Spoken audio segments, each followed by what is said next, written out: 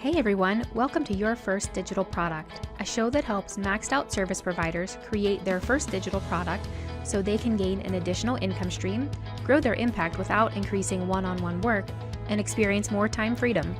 On the show, I talk to business owners who have launched digital products and dig deep into how you can create, launch, and market your first digital product. I'm your host, Renee Morozowicz. Let's go. When I pick up my son from school on Wednesdays, it's always miraculous when we can go home and stay in for the entire evening. When he doesn't have any appointments or karate or crew calls for the musical or marching or concert band practice, we can just come home, he can do his homework, and I can wrap up work for the night. We can make and eat dinner, watch TV, read, and catch up with each other. So while it's less activities and less schlepping, it's actually way more quality time together, more time to decompress, more space, more quiet, more connection, more meaning. I want to take this idea, doing less and have it actually be more, and share 5 strategies about getting your digital product off the ground. The first strategy is to ask people what they need and want. One mistake that I continually make, and I've seen my clients make too, is assuming. Assuming I know what knowledge they have to start with, what problems they have, how much time they have to focus on those problems, what's important to them, what they value, how much money they have to spend, and so much more. I don't know any of that, but I can find out by asking. People like when you show interest in them, especially when you're looking to help them solve a problem. Take a few minutes to ask people what they need and want, and then act accordingly. Don't waste time creating something that you think they want or answering questions that they don't have. Joe talks about this in episode 3. I'll put a link in the show notes. The second strategy is to keep it simple. Often what we're feeling called to create is in a strong area for us. We know our craft and our trade inside and out. But don't take for granted that everyone is where you are. It may seem simple to you, but going back to basics is often more helpful because you're meeting people where they are. Recently, my partner and I were looking for new windows.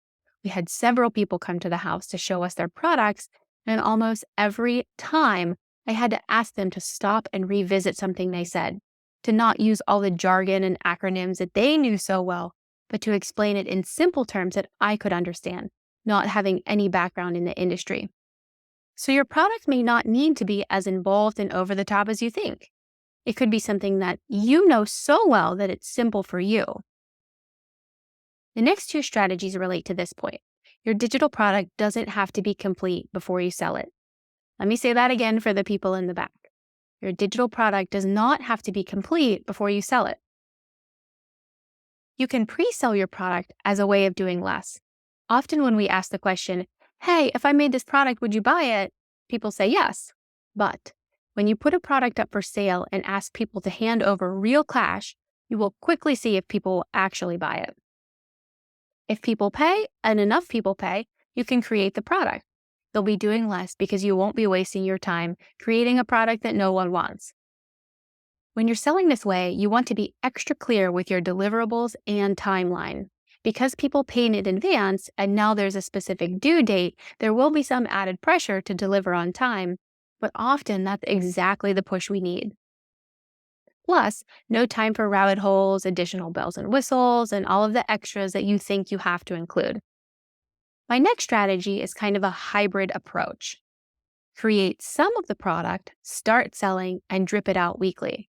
Remember what I said before, your digital product does not have to be complete before you sell it.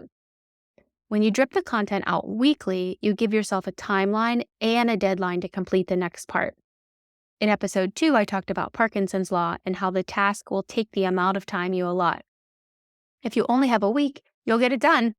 Again, no time for rabbit holes and additional bells and whistles. Plus, you can get feedback from current participants and improve the content each week.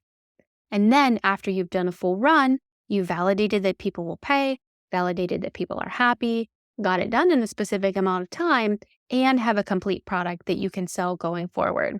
You don't have to drip it out again unless you want to. My last strategy for doing less is by making a list. I love lists. Make a list of everything you might want to include in your product. all of the topics and features and must-haves or things you think you must have at this point. Then step away from the list. It's a funny thing when we step away. We all know this, but every time it happens to me, I'm surprised. I was working on a technical problem the other night, something that should have been super easy.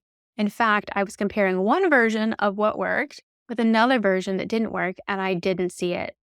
I finally forced myself to take a break. What happened when I came back was magical. I'm sure you know how this story is going to end. The problem was immediately apparent. I corrected it quickly and was able to move on. Things jump out at you when you look at them with fresh eyes. So look at your list with fresh eyes and relentlessly cut things out that aren't really needed, that add extra work for both you and your customers, things that don't actually make a difference and add real value. And get a second opinion. Have a friend, colleague, or better yet, a potential customer look at your list and see what jumps out at them, what matters to them, and what doesn't matter. Cut from there. So to recap, doing less can feel great. To do that, ask people what they want instead of assuming. Keep your product simple and meet people where they are instead of where you are. Pre-sell the product to see if there's interest. Drip the product content to give yourself a deadline to create it. And make a list and then cut out what's not really important. Do any of these strategies jump out at you? I'd love to hear what resonates or what you try.